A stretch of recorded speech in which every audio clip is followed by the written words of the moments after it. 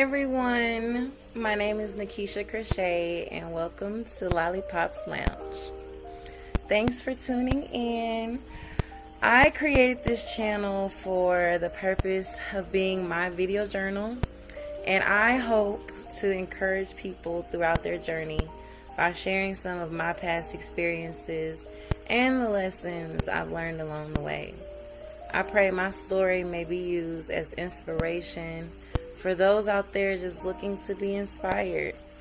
So sit back, kick your shoes off, and get comfy, and let's chat.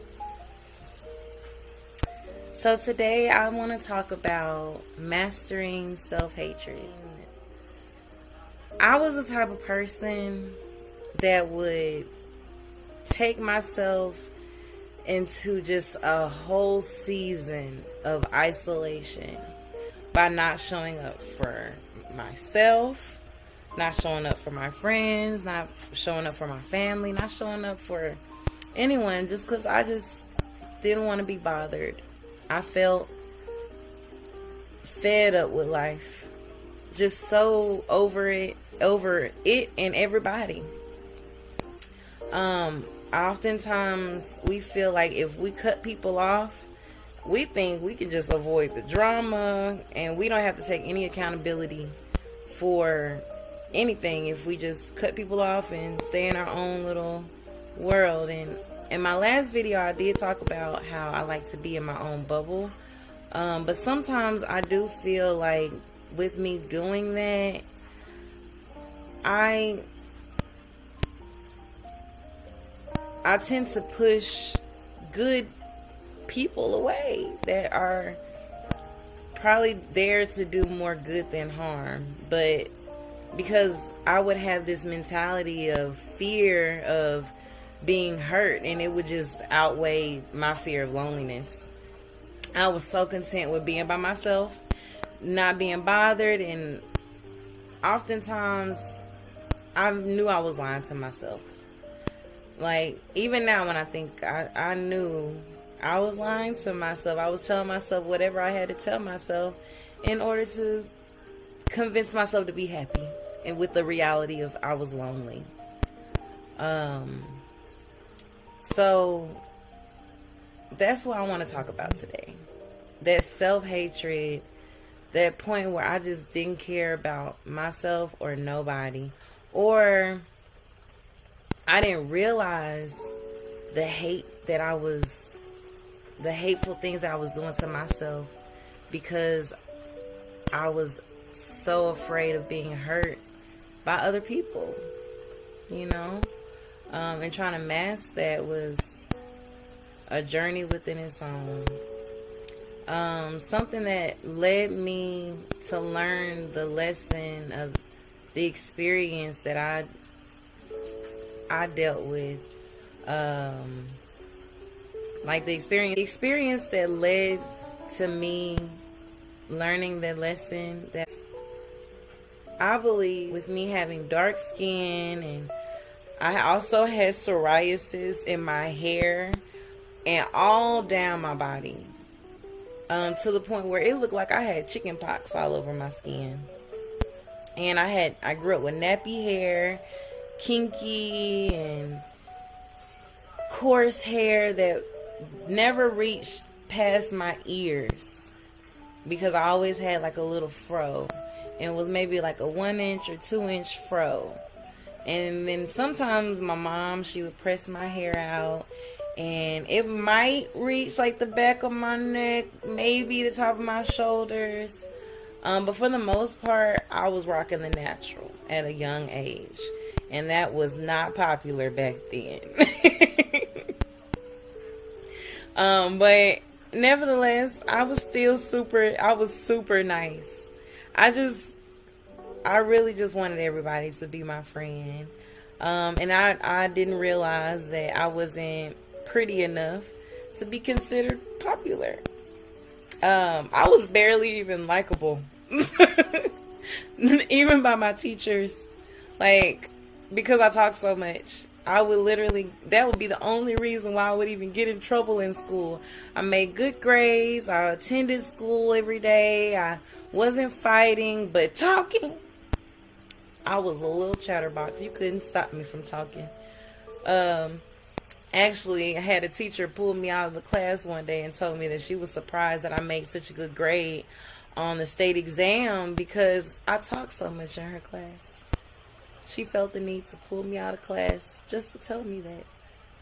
But I still passed, and that's what matters. And a lot of times people would just say to me like I'm too nice or I'm just cool. And me being a tender-hearted little girl that I was, like I said, I just wanted everybody to be my friend. So I just took what they said and I tried to adjust myself however I saw fit so that I could be everybody's friend or be accommodating to everyone. All the while my mom was drilling my head that I had no friends, that nobody was my friend, and any person that I would even bring and be like, Mom, this is my friend such and such, she'd be like, you ain't got no friends, in front of them. My mom is a very outspoken woman. So yeah, right in front of them, she'd be like, you don't have no friends. Like, who put that thought in your head?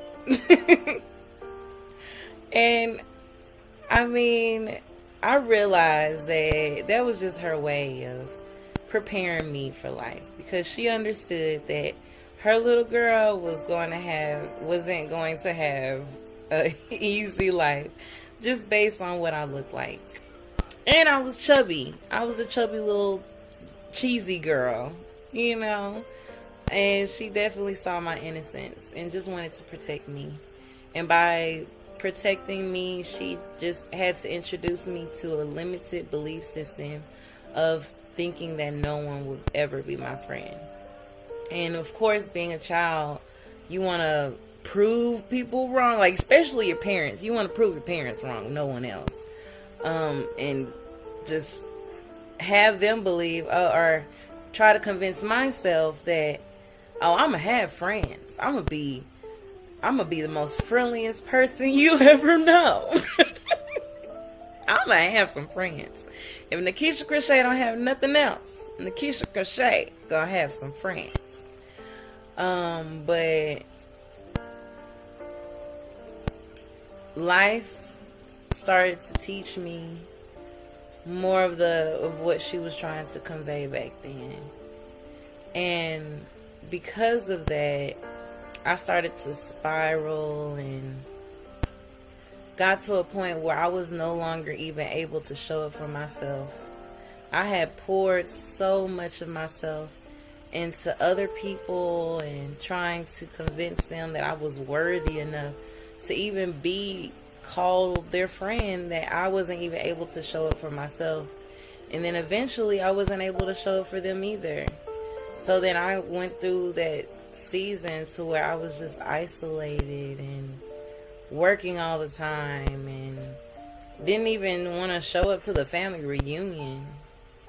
Like, that was my life for a good moment. So about 2 years ago, I ended up in the hospital for about a week under evaluation because I was suffering from anxiety and depression. And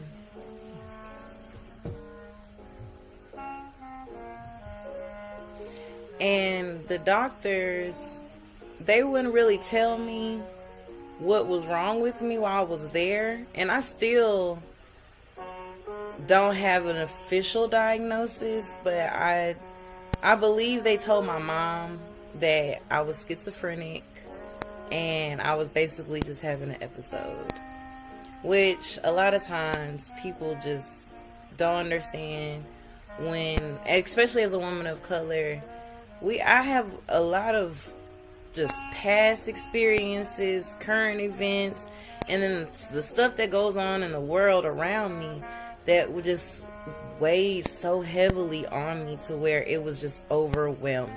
And at the time, I was going back to school, working like 2 jobs, and so 2 or 3 jobs, and so it was just a lot, and I was overwhelmed with life.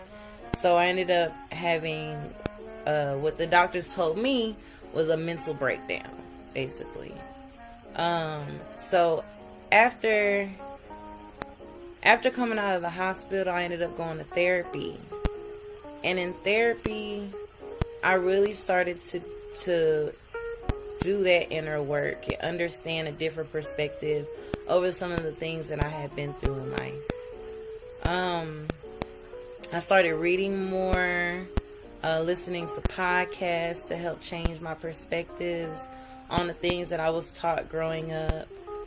Just basically trying my best to replace those limited belief systems and negative thought patterns that had been instilled in me by the people in my life that influenced me, as well as the environment that I was in that influenced me. And once I started going to therapy and working out that childhood anger and trauma with a licensed professional, it really started to open doors for me mentally. I still had a lot of work to do, but mentally, I was actually embarking on a journey of healing and getting to know my inner self and my inner desires and my inner thoughts, rather than doing whatever I could do to appease other people. Because that was what that's what brought me satisfaction. As long as I could put a smile on somebody else's face, that's what brought me satisfaction, regardless on what it took from me. So that's how I ended up basically just going down that rabbit hole.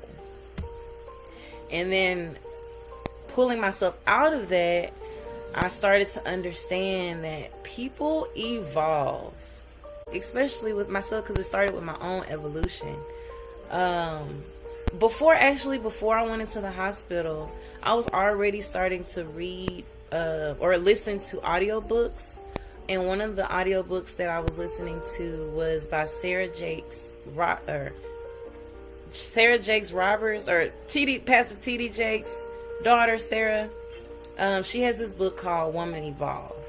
And I listened to it on my audiobook, and the things that she was saying just really inspired me to want to evolve, but I still didn't know how to do it.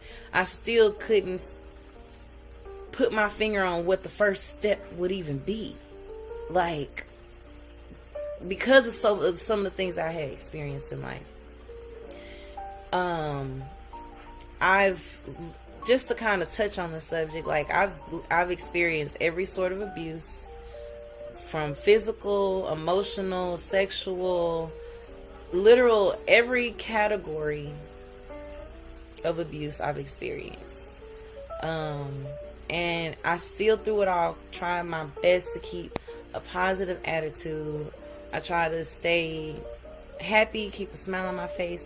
You wouldn't even know that I was experiencing the things that I was experiencing as a young girl, growing up in the environment that I was in, and being around the type of people that I was around. Just going to school, like my classmates would just see a smiling, a bubbly personality, just easygoing girl that just that was goofy and wanted to have everybody around her smiling. So once I realized that people evolve through my own evolution, once I actually grasped that concept, I was starting to change. I was starting to evolve. I was starting to grow. I was starting to learn that I'm not alone. I didn't even know, like, I was listening to a podcast and it was called The Self-Love Fix.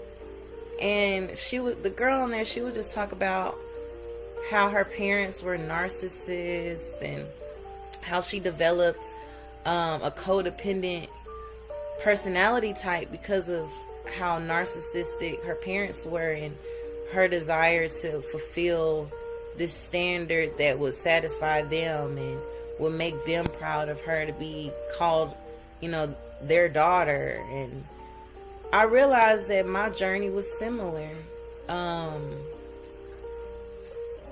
Now, when it comes to labels like narcissist and codependency and stuff like that, I try to tread lightly, because I genuinely feel like that certain generations, because of like people grow up in the same world, even though we have different environments, media influences people a lot. So when the country that you're in is has a narcissistic way of working, and like instilling that value of being narcissistic into people, or like just like culture wise even, and like standards, that kind of all ties into a person's like personality and how they grow up and how they want to raise their children. So I don't blame my parents for anything that I experienced through childhood. I used to, because I wasn't healed and I just wanted somebody to blame. I didn't want to take accountability of my choices after leaving my mom's house. Like, I didn't want to take accountability for that. So it was easy for me to be like, oh, my mom's a narcissist, my dad's a narcissist, and because of them, I'm like this. And I had to rewind that, take a few steps back and realize they did what they knew how, to the best of their abilities in their mind, from their experience through their life. And they have to be accountable for their own shit. So they can't also be accountable for mine. I had to learn how to take that accountability into my own hands without also being too hard on myself, because I did start going down that road of being hard on myself, just because I couldn't understand my own evolution, and through that I'm at a stage now to where I'm actually embracing this journey. I'm embracing even people walking in and out of my life.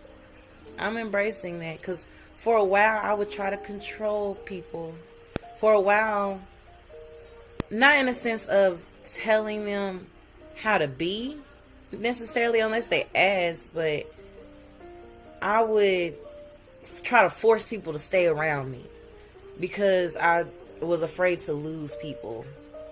I was afraid of somebody walking out of my life. Like, you can be you and I'll accept you for being you, but please don't leave me, And then I went through a point, because people were just walking out of my life, to where I just said, well, forget it. Since you want to go, since so many people can't stand to be around me, I started to isolate myself. And then that's why I'm where I am now. That's how I ended up where I am now, with embracing this journey and allowing people to grow at their own pace. People can only meet you where they're at. So at the time that I wanted people to stay in my life, my influence might have been too much for them, or the things that I was going through because I couldn't get a grasp on my life might have been overwhelming to their life. And because I would do everything to try and satisfy them, I still wasn't satisfied with my life. And people can pick up on that. People can pick up on when you're just doing or saying whatever to keep someone around. Like, people can pick up on that for sure. And I just had to learn how to just allow people to go. Not only be themselves, but whenever they're ready to walk away, I had to learn to be okay with that. I had to learn how to be okay with friends, men, family that didn't feel like I was good enough, quote unquote, good enough, because it doesn't matter what they think at the end of the day, but because they didn't feel like I was living my life in a way that would reflect positively on them, they decided to walk away, and that is perfectly fine. I had to embrace that part of my journey because it required me, or it led me into requiring more of myself instead of reaching out so much on, or leaning so hard on other people.